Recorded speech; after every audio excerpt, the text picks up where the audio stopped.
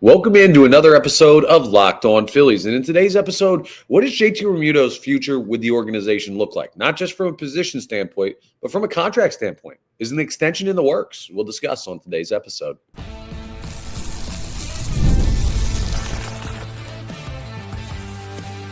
You are Locked On Phillies, your daily Philadelphia Phillies podcast. Part of the Locked On Podcast Network, your team every day.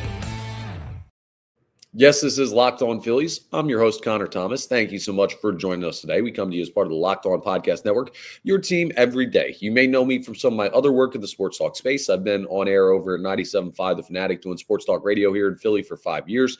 I've been a credentialed Philadelphia Phillies media member for 3 seasons, and this is my 4th year as the host of Locked On Phillies. Please make sure that you're rating and reviewing. If you're listening to this in podcast form, let me know what you think about the podcast. If you're checking us out on YouTube, go to Locked On Phillies channel, hit that subscribe button. It's free. It's easy. It gets you notifications when new episodes are posted. Like, that's all there is to it, and it really helps me out if you do that. So I appreciate everyone who's done that and everyone who's going to do that. So you'll have to pardon my voice, by the way. I think it's holding up all right, but yesterday was the Philadelphia Eagles parade. If you haven't noticed on social media and all the news outlets and everything that were covering it, it was a crazy, crazy day. I was down there from like 4 a.m.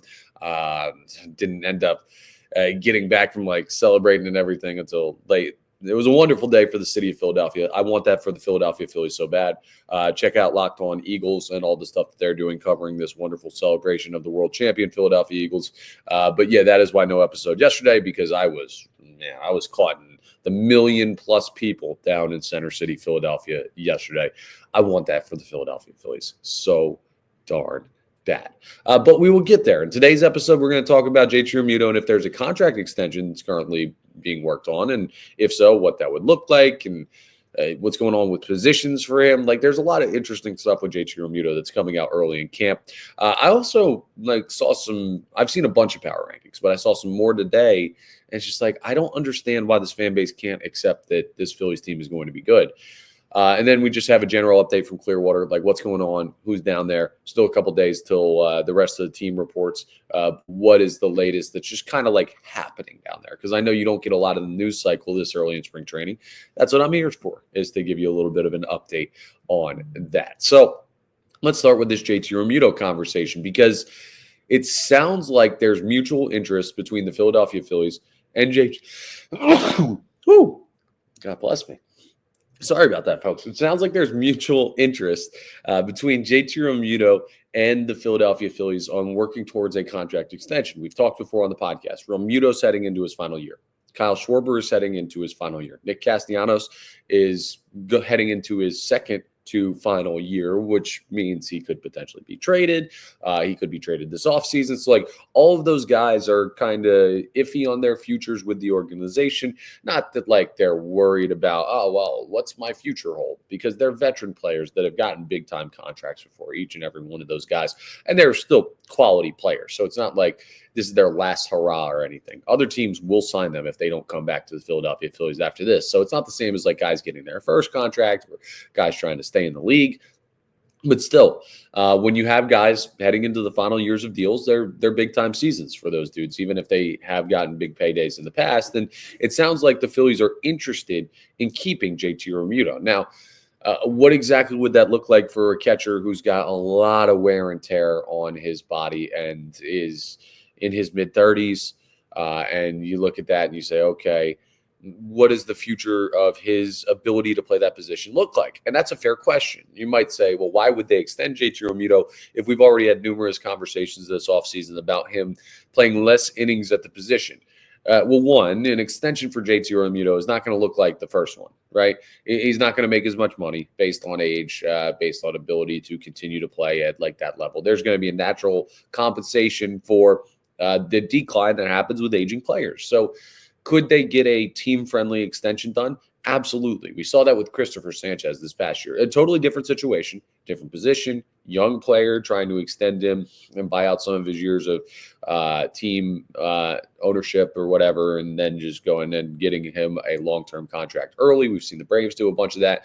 But it was a very team-friendly deal in the long run because if Christopher Sanchez continues on this path, he's like, I'll take my money now to stay with the organization, be comfortable, that I know where my future is.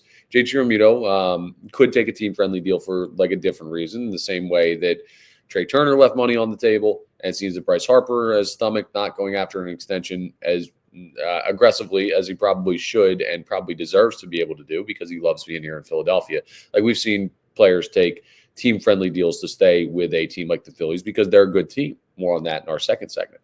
But let's talk a little bit so an extension could get done, and that would not be a bad thing. Like I won't get mad at the Philadelphia Phillies if they extend JT Realmuto as long as it's a palatable dollar amount, and I trust Dave Dombrowski and the rest of the front office to get that done. Like I don't think they're going to overpay for an aging catcher. The one thing I don't think the Phillies have done throughout the entirety of this stretch of contention, I don't think they've really overpaid too many guys. Like Taijuan Walker, clearly that's a bad contract. But at the time for what they thought he was going to be, that's it, right? Like they were paying for a guy that they thought could be a major innings eater and maybe a like fringe all-star guy at the back end of their rotation. It didn't play out, but at the time I didn't think that was like wholly overpay. Same for Turner, Harper, Realmuto, Castellanos, Schwarber, all of these guys. You've got all the pre-arb guys that they haven't even had to pay yet. But all of the big signings for the Philadelphia Phillies, like Whit Merrifield, I don't think it was in overpay. Like I don't think the dollar amount was the issue with Whit Merrifield. The issue was he couldn't play anymore. He couldn't play as like a depth option here in Philadelphia. Needed to be like an everyday guy. So overpaying has not been the Phillies' thing. They have been pretty prudent with the contracts, even though they've handed out big ones. I think they'll be able to work out the structure of a JT Realmuto extension, and I wouldn't be mad at him doing that. Now, how likely do I see it that JT Realmuto gets extended? Well, that depends on how likely I see this next scenario, which is JT Realmuto's ability to play multiple positions. We haven't really seen it yet from him. There's been all these talks for the past couple of years of, could he split time at first base with Bryce Harper? Or what exactly is he going to do? Is he going to rest and more time will go to the backup, which will probably be Rafael Marchand this year? It could be Garrett Stubbs still, but probably Marchand. What in the world does that look like? Where do you play Bryce Harper? Do you DH him then? Because if you DH him, then what happens with Kyle Schwarber? So there's this weird kind of puzzle that you have to fit together with Realmuto's playing time at a different position, and Harper then moving from the natural spot that JT would play, which would be first base, and then Schwarber moving from DH, which would be the natural spot that Harper would go to. It's those three guys that you're kind of focused on that you try to figure out. But here's what we got some reports on from spring training already. So Rob Thompson has apparently just floated the idea to JT Realmuto of him playing outfield at some point. It's not like hey, get your outfield glove, go out there, drag some fly balls. You're playing left in spring training. You're playing center in spring training. Like, no, this is not a immediate, like, this is just like the ramblings of an idea of a manager who doesn't exactly know what he's thinking about this situation yet, right? So maybe it works, maybe it doesn't. But that shows that they're considering things. JT Realmuto as an outfielder is not something that I've heard anyone bring up. I've heard it with Trey Turner. I've heard it with Bryce Harper going back there. I have not heard it with JT. I don't know if that's a realistic possibility, but if he can play outfield, it takes wear and tear off his body, and then an extension makes sense, right? You see what I'm saying? Like, I'm not going to judge the extension by his ability to play catcher because I'm going to, if he gets one, and JT has not gotten one yet. I want that to be clear, but like there was just a report that there's mutual interest between the team and the player. First base is another option. But if you play first base, again, Bryce Harper then got to move. And the natural spot for Bryce Harper would be to be DH, which is where Kyle Schwarber currently is. So what does Schwarber do? Well, apparently Kyle Schwarber was working with Bobby Dickerson, who is the infield coach for the Philadelphia Phillies. What does that mean? Could he play first base? And then if he plays first base, could JT DH? And then Marchand catches, and then Harp gets a day off, or Harp goes to the outfield and like one of the outfield guys gets a day off. Like, I don't know. I don't know how this works out because the Phillies have a roster that fits so well the way they currently have it, like fits positionally so well, right? I'm not talking about their ability to win baseball games. I'm just saying like they have clear options locked in at every position. There's not so much hey, this guy plays here one day and there the next day, and we've got all these rotational pieces. No, JT catches, Hart plays first, Schwarber DHs, Stott plays second, Turner plays short, Bohm plays third. Like Castellanos plays right. They've got so much locked in that moving around guys makes it like it's very tough to do, but it's something the Phillies may have to figure out if they want to keep guys like Realmuto and Schwarber long term. As other players age or as they age into different types of players. So could a Realmuto extension be a good thing for the Philadelphia Phillies? I think it would. I think he's a plus Major League Baseball player right now. I think the more of those guys you can keep, especially when you don't have like a clear option better at a couple positions. Like you don't have a clear better option at catcher right now. You wouldn't have a clear better option. If he played like left field, I don't know if there's a clear better option right now in this organization for like where some of the prospects are at or where some like offensively, there's not. Rojas isn't better than him offensively. Marsh isn't better than him offensively. Kepler, I don't know that I could say that yet. Haven't seen the guy play in a Phillies uniform. So these are the tricky things that happen. Just looking ahead to like what situations will develop this year, because that's kind of what spring training is. If the Phillies sign JT to an extension, part of that conversation will be where does he play long term? And how, like, at what level does he play? But we will see if having a better backup catcher this year, which I expect to be Rafael Marchand, and I expect to be a better option than Garrett Stubbs, how that affects JT's ability to play catcher. Maybe he just goes out there. He said he doesn't have like a goal for how many games he's going to catch. JT does. So we'll see if he's willing to take like a little bit of a step back, a bit hard-headed with how much he wants to play, and he's earned that right. He's a great player. A very interesting part of the 2025, I almost said 2023 for some reason, forgot the year for a second. The 2025 upcoming season is that dynamic of like, what is the future of some of these big-time players like Realmuto and Schwarber and Castellanos hold? It seems like the Phillies are at least tentatively considering trying to work out the framework of a JT Realmuto extension. It's a very preliminary conversation there, but those are the contributing factors to why and how that would look. Coming up next, I don't get it sometimes with this fan base. You guys, I don't follow with some of you. And this is not a hey, I'm mad at you type thing. This is I don't understand how your brain works with this. Or maybe I do understand how your brain works, and I'm trying to reprogram you to think the way that I think when it comes to this baseball team, because I think I'm right. But listen, I've been wrong before. We'll have the conversation coming up next, but I'm going to state my case as to why this team is just, they're a good baseball team. And I don't understand why some people in the fan base can't accept that. So we'll get into that coming up as we continue today's episode of Locked On Phillies. Oh, let's talk about a great snack first, though. Yeah, wonderful pistachios. They're awesome. They're a snack that's both delicious and nutritious. You got to crack into it. It's a good source of protein. Wonderful pistachios are awesome. They're one of the highest protein nuts. Each 1 ounce serving has 6 grams of protein, giving you over 10% of your daily value. Plus, they're packed with fiber and better for you unsaturated fats to help keep you feeling fuller longer. Man, you know what's the best too? I hate bananas because you have to peel them. I hate, bone-in chicken wings because you have to eat around the bone. I want things easy for me, and that's just my personal preference. Wonderful pistachios. They have the no shells variety. It's perfect grab and go. You don't have to crack them open or anything. The job's already done for you. They've thought of everything in Wonderful Pistachios. It still tastes great. I mean, get snacking and get cracking with the snack that packs a protein punch. Visit wonderfulpistachios.com to learn more and check them out. It's one of the great snacks available out there right now. So go ahead and get yourself some today. All right, let's talk about this this whole mentality of the fan base right now. And to some level, I get it. I understand why you feel the way you feel. This is me telling you you're wrong, or you're overstepping, or you're being too pessimistic, or you're thinking too much about last year, or you're just fatigued, but that doesn't make you right, right? I'm not trying to come after fans who feel this way. I'm trying to break down everything from my perspective and why I think I'm in the right. And again, feel free to disagree because I've been wrong before about the quality of Phillies teams in the past. Like, not way off, but when it comes to postseason stuff, I've thought that they've had better runs in them and they haven't really cashed in. So this is a conversation, remember, we're having on February 15th, 2025, as spring training gets going. Position players haven't even officially reported yet. So a lot of stuff to figure out. But I don't understand why parts of this fan base can't accept that this team is good. In basically every power ranking around baseball, they're a top 3 to 5 team. I mean, most of them, they're top 3, right? It's like Dodgers, Yankees, Phillies. Those are the big 3 teams, the 2 World Series teams, and the Phillies are like the next team in there. And then you could talk about the Mets, and you could talk about the Braves, you could talk about the Orioles, the Guardians. Like there are other teams that you got to look at and say, okay, well, these are World Series contending teams, are close to it. And I get that. So I'm not saying like, oh, Phillies are the favorite for the World Series. We know that's LA.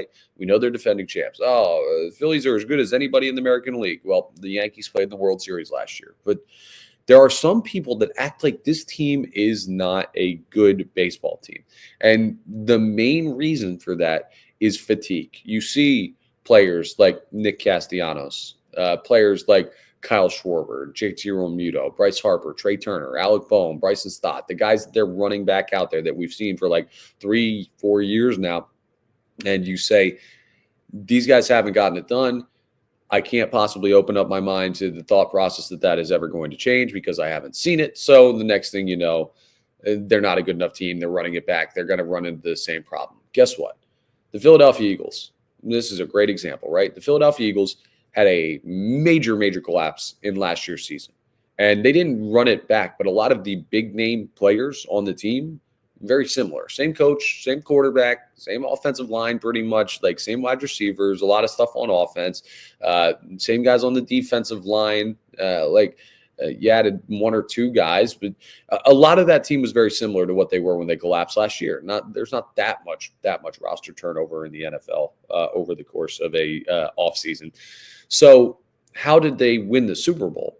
Well, because they worked on stuff. They tweaked some things. They changed things around. They had better performances when it counts. They had a better locker room culture. They had all of these things that they tried to do different over the course of their season. Same people, different thoughts. There's this whole thought like a tiger can't change its stripes, I think is the expression. And while that may be true in nature, it's not necessarily true for sports teams. Like the best that you can do is put together a talented roster and a manager that shows that they have the ability to win baseball games, or at least allow their team to win baseball games without interfering too much, which is more the role of a manager sometimes in modern baseball, and just let them figure it out, right? Like that's all you can kind of do at this point. That's all you can hope for as a baseball fan base. Kind of what the situation with the Phillies is. There's an old saying that I'm going to try and keep as PG as possible here, but you show me a pretty girl and I will show you a guy who's tired of dating her. Let's just put it that way, right? You may look at this random stranger and say, wow, she's beautiful. And then someone who's been dating her for like 2-3 years might say, she's annoying because she doesn't do this, or I'm tired of this, that, and the other thing. And I don't know, maybe it's natural fatigue with things in life. Maybe that's more of a psychology conversation than a sports conversation, but that's where we're at with the Philadelphia Phillies. We have a gorgeous girl standing over here, and after 3-4 years of disappointment, we can't see it anymore. And I'm not saying you're crazy. I'm not saying you're wrong. I'm saying that from my perspective, all I do every season, I don't care if it's Schwarber, Harper, Realmuto, like these guys that haven't been able to get it done. Like that's not in my mind when I evaluate the baseball team in spring training. What's in my mind is, hey, they're a talented baseball team. They have as much roster talent as pretty much anyone else in baseball, not named the Los Angeles Dodgers. Yes, that includes the Yankees who played in the World Series last year. Like the Philadelphia Phillies can go toe-to-toe with anybody in baseball. And there are teams out there that are still looking at the Phillies and saying, yo, that team is still a problem. Like those guys are still good. They still have one of the best pitching staffs in baseball. They still have arguably the best rotation in baseball. They still have bona fide superstar killer Bryce Harper. They still have a manager that all he's done since he's been here is push this team to the postseason. Like they have so much that probably 25 other franchises in baseball would kill to be the Philadelphia Phillies.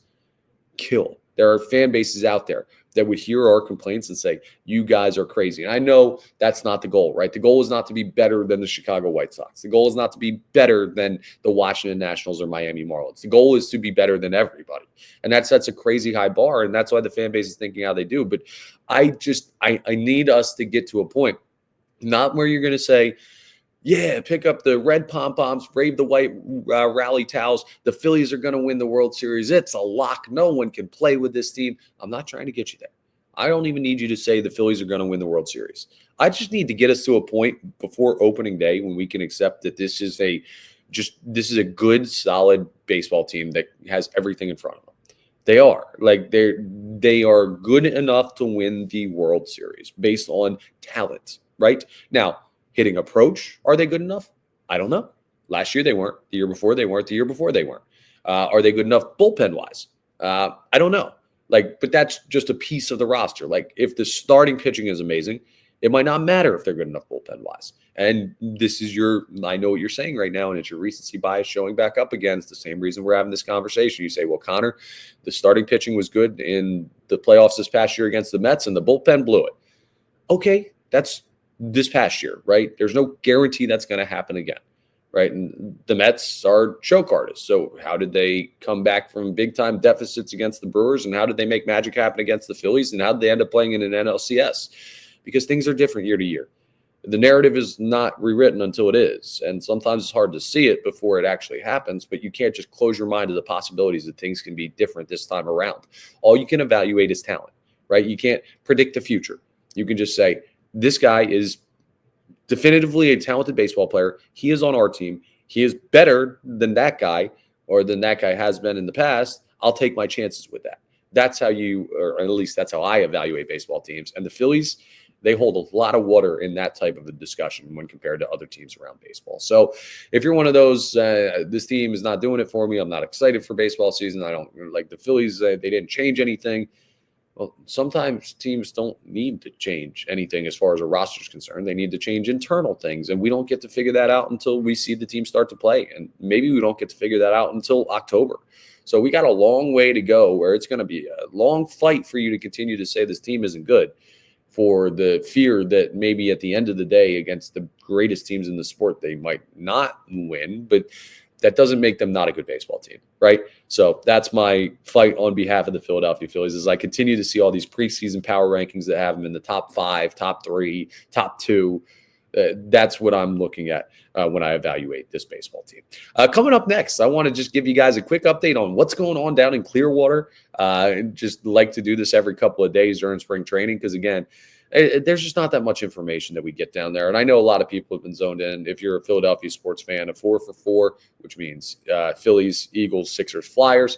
You've been zoned in on the Eagles celebration. You haven't really been thinking about the Phillies. I just want to catch you up on what's going on down there. So we'll discuss that coming up as we wrap up today's episode.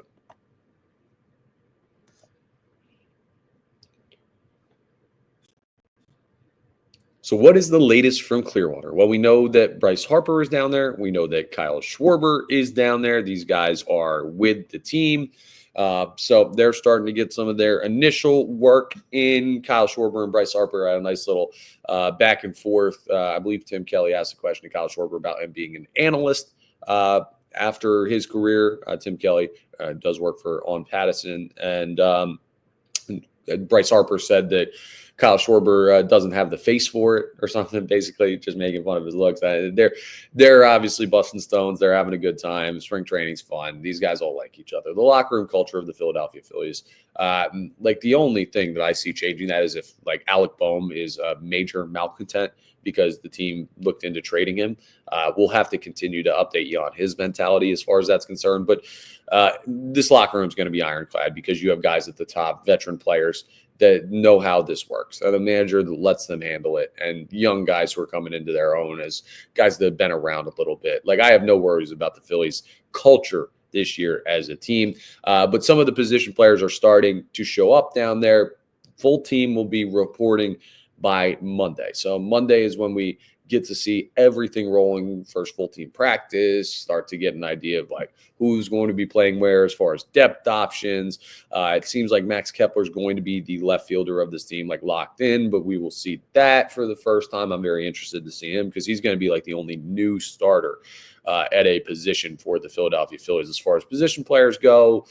So we will see how that plays out. But basically, it's just everybody settling in. The pitchers and catchers are not even they're not starting to throw a little bit more. Remember, they reported on the 12th. What was that? Wednesday? We were just on the 15th. So guys who threw on the 12th, may have like had just strength and conditioning days on the 13th and 14th, and they may have like thrown today or whatever. So it's a very slow process. There's a lot of time to work their way up, and they don't want to rush anybody, especially the pitchers and catchers, which is why they get there early, because pitching is such a strain on the arm, and really we don't have as good of a concept of how to do it without creating injuries as we probably should at this point in the year of our Lord 2025. Catching is almost the opposite, right? All this science that goes into how do you save pitchers.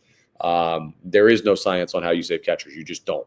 Like they get hit with baseball. Baseball hurts. They get hurt. Like that's kind of it. It's like this nuanced scientific approach of we need you to throw this many bullpens and be this careful with your arm and have this spin rate and this velocity and all this stuff. And catchers just like, go be a wall, dude. Go be just like a stack of bricks back there. And we hope you don't get hurt. So it's a very interesting dichotomy of those two positions, but nothing too crazy as far as news wise. It seems like what we're hearing about from Alec Boehm is that he's kind of accepting of what's happening with him coming back with the Philadelphia Phillies. I'll probably talk more about that in tomorrow's episode. Yes, we will have another episode tomorrow. I got to run through some stuff to make up for the time that we missed in the midst of the Eagles Super Bowl celebration with a lot of stuff going on this past week. And I got to keep you updated as spring training gets going, folks. So we'll talk a little bit more about the Alec Boehm situation coming up in tomorrow's episode. I want to make sure that we do get into that. It's just business as usual down there in Clearwater. Like the craziest stuff that I've heard, we've already talked about. Like Rob Thompson asking JT if he's thought about playing outfield. Kyle Schwarber working with an infield coach and trying to figure out, could he be a first baseman? Now, I don't think, by the way, while we're on that, we talked mostly about JT Realmuto in the first segment and his extension potentially coming. There's mutual interest there that was reported today. Like we'll see how that all plays out. And we talked about Kyle Schwarber potentially going through a position change from DH as a result of that. But what does that look like? I don't think that that's likely, simply because Kyle Schwarber in left field was an absolute liability, like the worst defensive player on the face of the planet when it comes to Major League Baseball. And that's just not his game. I think he understands that as much as we do, but I don't really like putting a glove back on his hand in any capacity. Remember, also, he immediately got hurt going back out in left field, had the hamstring issue this past year. I don't need to see him play the field because, one, it's very preservative for his body for him to be the DH. He gets to have and some guys have to wear that. Like it's tougher on Harper, but it's easier on Schwarber. Harper's the better defender. He was a Gold Glove nominee for the first baseman position. You're looking at a situation where I'd rather have Harper there at first base. I'd rather have JT behind the dish. Those guys are plus defensive players still at this point in their career. Schwarber is not, but sometimes you might need to flip him around a little bit. So I don't necessarily love that he's doing that, but I love that the Phillies are considering other options. There's been a lot of talk about the lineup, and we brought up in previous episodes about a different leadoff hitter. Speaking of Kyle Schwarber, could it be Trey Turner this year? So there's a lot of tinkering the Phillies are doing. If you think they're just going to roll into spring training and just do things the same way and have the same lineup and have the same players and have the same rotation and bullpen and everything, like that's naive. They see it too. There's not this like veil over the Phillies organization that stops them from seeing that they have come up short. So it seems like they're a focused, motivated group. They know what the issues have been. It's kind of like this is the season where there's no secret. Like you put together the puzzle, you know what the answer is. Now you just have to put the pieces in place. It's much easier said than done, but there's no like, I wonder how we get to this, or I wonder how we make this happen. They know what they got to do. They're a veteran team. Like this may be the whole like, oh, okay, well, now they have such a clear look at how they need to attack things that they can't not be good, which goes back to our conversation in the second segment about why can't we accept that this is a good team. But so the mentality down in Clearwater, it seems, again, is focused, prepared. It is still early, so only so much you can gain from like 3 days worth of pitchers and catchers being down there and some random position players popping up. But so far so good is still the expression that I will use to explain where the Philadelphia Phillies are at right now when it comes to spring training. And trust me, if any of that changes, this will be the first place you hear it from. So we will discuss everything going on in Clearwater over the coming weeks as they start to get ready to play games and stuff like that. It's good to have baseball back. And now in the wake of the Eagles championship parade, this is another thing we're going to talk about tomorrow. Baseball is going to take center stage, and that is a great thing for Philadelphia Phillies fans. Still a long way to go until we see them play meaningful baseball, though. That's all for today's episode. Thank you so much for joining us. Again, we're part of the Locked On Podcast Network, your team every day.